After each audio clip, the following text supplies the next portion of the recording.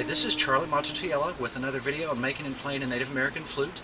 This video is primarily about flute blocks, and unlike the last video that we made and uploaded, this one's about a little bit more elaborate flute blocks. So this is more for the flute maker that's learning how to do some stuff and you want to do something just a little fancier, a little more intricate, something that is going to not only appeal to everyone but will be your bragging rights, I guess I could say.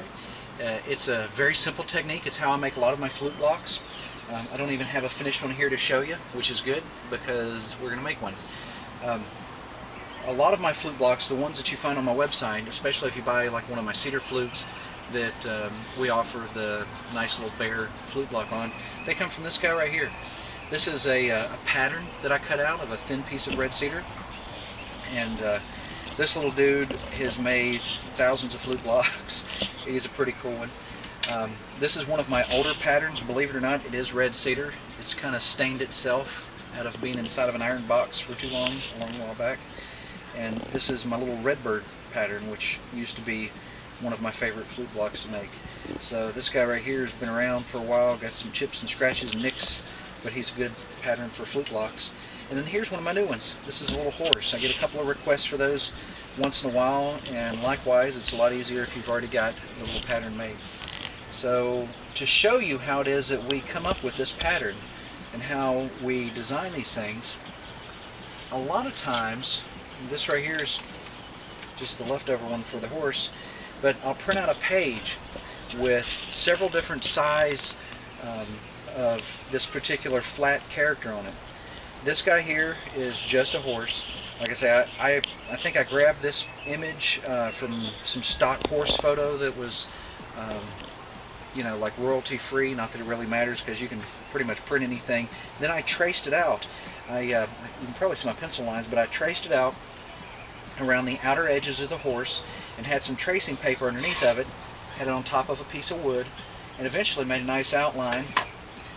And I cut this little guy out with my scroll saw here. After I cut him out, then I use him from time to time to make my new horse blocks. So very simple technique. What you don't see here is this horse here is about one of 5, because the flute that I made was one of my higher pitched flutes, about the key of A, for a neat professional flute player, the first one I made anyway, that lives out in California or Oregon, I believe. But anyway, they wanted the horse, and so I printed out several different sizes of him, some smaller, some larger. This one looked like the right size for my flute I was making it for, and likewise we cut out the little pattern for him. But if you'd like to watch it firsthand, come on, zoom in and take a look at it, and we'll make one from start to finish. So when you choose a piece of wood that you want to make a flute block out of, you've got to study it pretty well and find out, you know, what its flaws, what its blemishes, what its strengths and weaknesses are. This piece of red cedar's got some beautiful, very red and purple colored lines with white lines, little different colored striations throughout. Really beautiful piece of wood. On the other hand, it's got some knots that are a little harder to cut and also leave these cracks in some places. Sometimes knots don't have cracks, not a problem. And then it also has this beautiful red and white marbling. On the back side here you can see some of these fissures. Fissures are not really a big issue. That's something we can talk about in another video we're about to do, but I just want to show you, basically I've chosen this area here to trace my little bear out with, and the flute that I'm making this guy for is going to be a little bit larger. So what I'm going to do is, as I trace him, I'm going to let my pencil rest against him in a different area rather than right up against it, which is going to give me about a 1/16 to an 1/8 of an inch larger area than my actual pattern. And when I go to cut it out, I'm going to cut on the outside of the line. So we're going to wind up with a bear that's overall about an 1/8 of an inch taller than the little pattern that we just drew out. And it's just a little bit of work on the scroll saw here.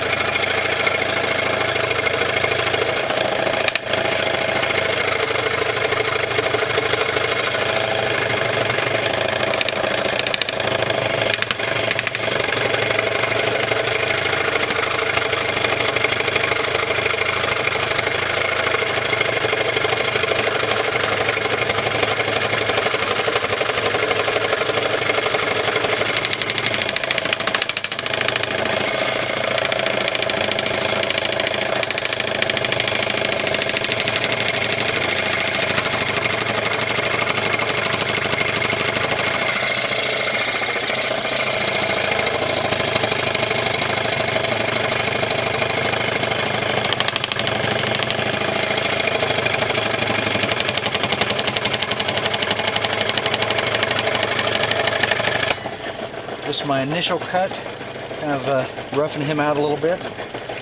One thing that a lot of you that know me know that I like to do is I like to use another tool to push with. Keeps my fingers away from those blades.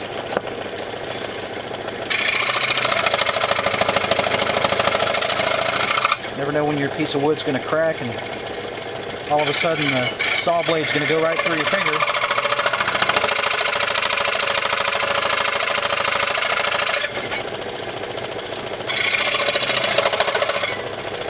But that's not a fun thing to happen.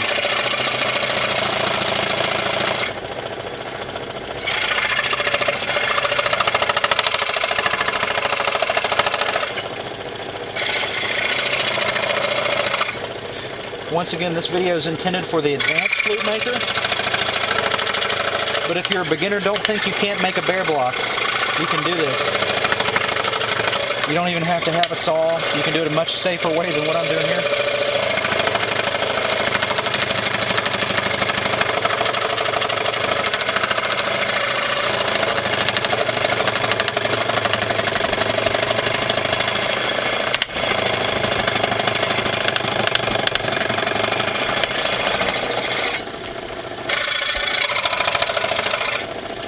One thing a lot of people do is they fret over making mistakes in their cut. Well, that gives them some individuality, which is sometimes priceless.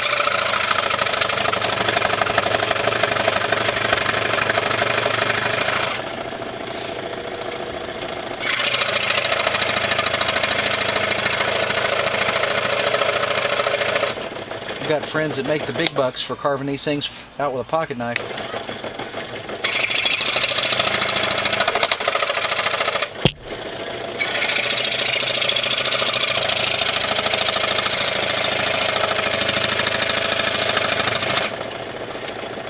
Note to self, always change out your blade before you make a video. Sharp blade really helps out. So this is the rough piece of bear block. We're going to zoom out and go to another station here, just my sander, so you can see what the process is of going from a piece of wood to a roughed out kind of a blank here to you know, the next step, which is the general sanding, and then we're going to do some detail sanding, and then we're going to do some fine sanding. And I'll show you what all happens in between those stages so that you can make a really nice flute block of your own. So here we go. Okay, so moved over to the belt sander, got some 80 grit sandpaper on this guy, and there's something I noticed that I don't like here as much as when I was cutting this guy out. I rounded the top of his face-off grate and kind of made it real squared and sharp underneath. We're going to fix that. Very easy to do. But right now we're just going to make it the thickness that I believe it needs to be. Make sure it's kind of smooth on the bottom and round off a couple things. Just real easy work.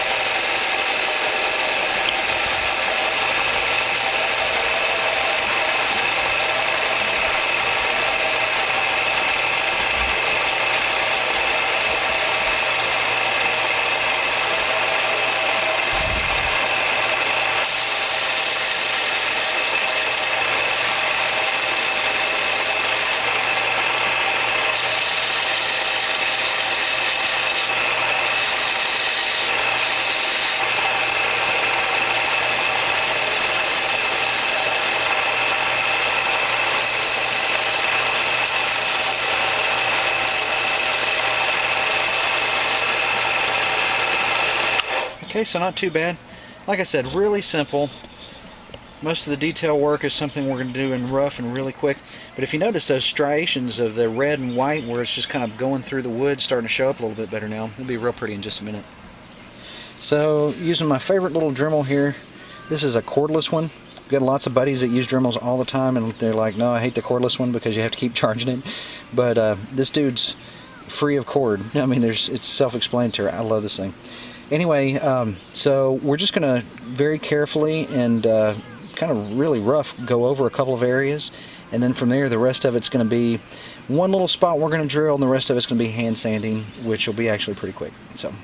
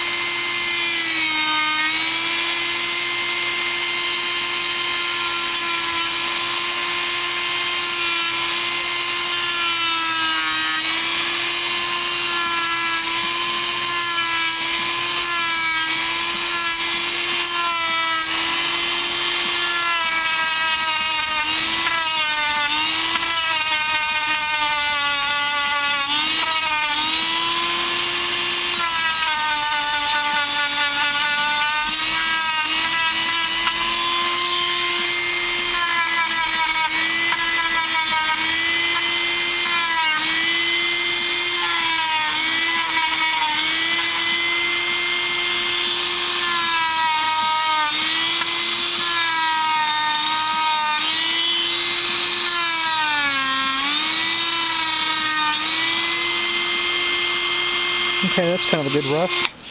We're going to take it from there over to the drill press just to cut out the area that's going to represent the distance between his front legs and his back legs.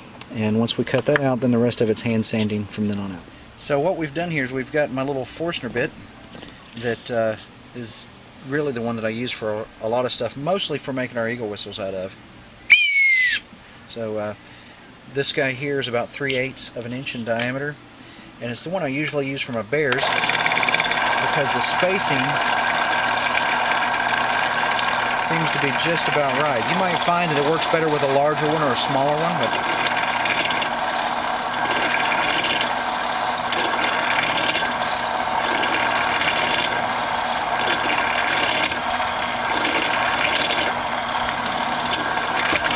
if you're not a advanced woodworker yet, but you're aspiring to become one, you'll notice that I put a piece of wood down and used it to drill my hole out with. And the reason I do that, if you notice all the holes there, is it keeps it from blowing out the end too much. This one blew out just a little bit, but it's because my board needs to be replaced. If you just put it over an open hole, a lot of times it'll blow major chunks out of the side, but we're going to sand this anyway, so we're good. Anyway, it's starting to look a lot more like a bear. We're going to come back over here and do some hand sanding for a minute or two, and then we're going to be good to go. So if you notice these lines, I don't know if you can see them too good through the video, but those are from 80 grit sanding belt on the belt sander. What we're going to do right now is use some 120 by hand just to kind of smooth those off.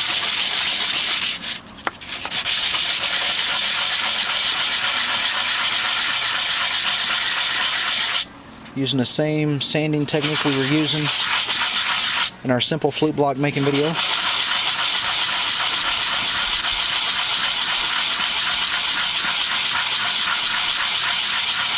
If you notice, I have a tendency to fold my paper up.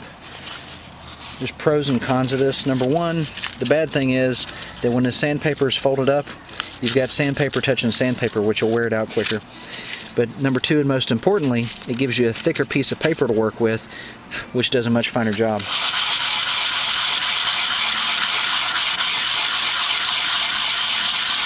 Just going around and around.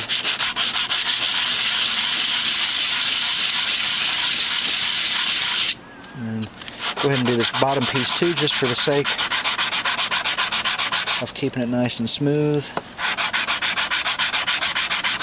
The less resistance that your flute track and the air channel have, the better off and the better sound quality you're going to get.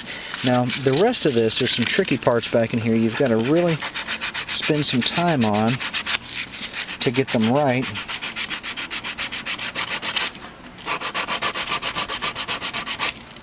Let's see.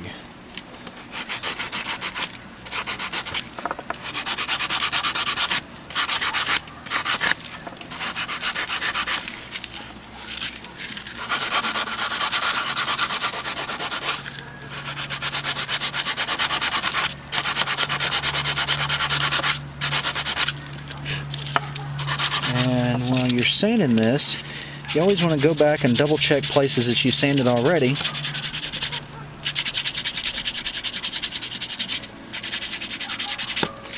And honestly, the more sanding you do, the better your little piece is going to look. So let's go back over this. Make sure we keep his little grizzly fat hump in there where it belongs. That's this piece.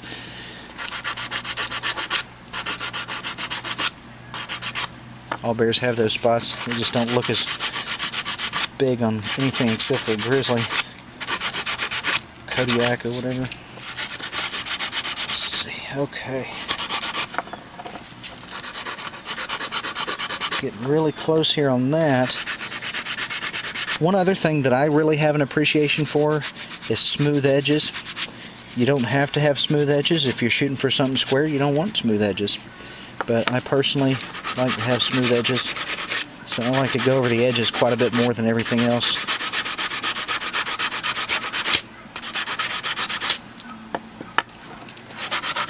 Just a minute, when we coat this guy with some oil, you'll see a lot of the grain and color and texture and everything standing out. It's going to be really beautiful.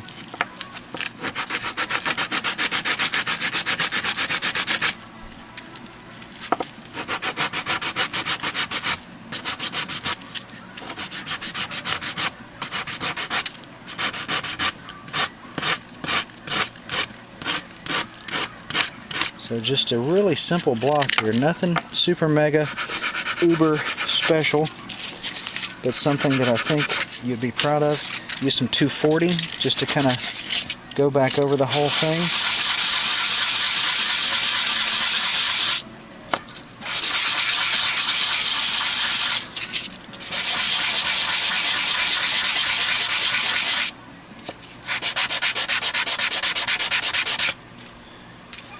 Starting to look a little bit more like a bear.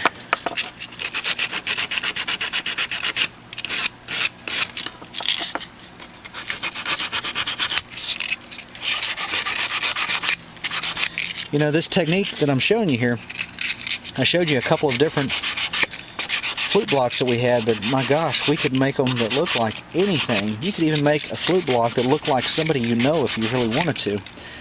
It'd be a lot of work, it'd probably be a waste of time, but it would still be kind of cool to think about making one like that. Made a flute block that looked like just about every animal, every kind of anything of any great celebrated symbology, from the syllabary to sarsaparilla simultaneously. I know it's not necessary. So make sure you get all this area here sanded. You know, the more sanding you do and the finer paper you use, most people that are woodworkers are going to go down to 400 grit after this, but to be honest with you, if I was going to use 400 grit on this guy, I would sand him by hand with this 240 for probably 30 minutes before I did, just for the sake of making certain that I got every tiny little scratch out of the way. And there are other ways to do this. There's always another way to do something. Once again, don't be discouraged. I was so proud to notice that one of my friends who was making flute blocks cut one out with his drill press. You know, I thought for a moment that I was the only person that used to do that. He basically drilled out just like that all the way around until he had most of his design, and then he cut it out with maybe an X-Acto knife or whatever, but it was very simple to do, and I've done it a lot. Oh my gosh, back in the day when I didn't have a scroll saw. Very, very similar way to the way people used to do things. So, let me see. This guy's still got a couple of scratches. He's not immaculate, but I'm very happy with them. I think it turned out pretty nice.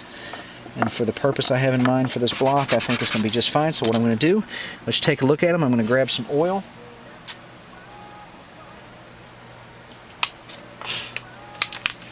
Something I may not have told all of you. If you haven't been on our website in a while, you may want to check it out. I've started using, and I know this thing is really dusty, but this is pure sunflower oil instead of using mineral oil. There's people that prefer not to use mineral oil, and I've just decided that sunflower oil is a better way to go. I like it a lot. It's a good oil. It keeps very well. Haven't found any drawbacks to using it yet. It's viscous, not quite as viscous as mineral oil, but definitely does really well. And then with a coating of our famous wax, this dude here will turn out really nice. So I think that everybody can agree this is a simple way to make a really nice flute block. And once again, the more time and detail you put into it, there's nothing that should stop anyone from trying to do this. Even just, if you don't have any tools, use just a piece of sandpaper. You can cut this out with sandpaper in time. You gotta remember, the old ones, they used to make flutes with much less of a tool than this, and they were really good at it, and for the most part much better than we ever will be. But there you go, real simple little flute block, a little more elaborate than our plain flute block that we had made earlier with our other video. It's got his little ears on him and everything, pretty cool, and with this stripe that he's got through him, kind of puts me in mind of that Zuni bear that you see everywhere. But once again, Charlie Mato-Toyela signing out for Blue Bear Arts and BlueBearFlutes.com. You can find more videos, if you haven't yet, on our YouTube channel here, and also find some on our website that you might only find there, and likewise vice versa. Please keep up with what we're doing as far as our videos. You can go to our Facebook, which is facebook.com/BlueBearArts, and our website, once again, BlueBearFlutes.com. Check us out, see what we've got going on, and happy flute making. We look forward to hearing from you guys again soon. Take care.